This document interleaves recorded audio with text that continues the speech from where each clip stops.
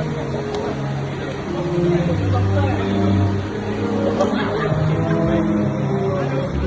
lagu tu still lagi ongoing, awak kena jalan terus ke sini ya. So kat sini awak kena ending dulu kat sini. So nanti tampar, tengah mana kat kanan. Okay, kita tengok yang ni dulu. In case kalau yang ni macam tak nampak awak punya reaction kena tampar tu, kita akan ambil tangan kiri. Oh, semalam tangan kiri kan? Semalam. So, as for now, kita ambil kanan dulu. Kalau nampak shot tu, kita tukar tadi. Okay? So, sini awak sini sekejap. I think, bila cameo masuk, ni position dia.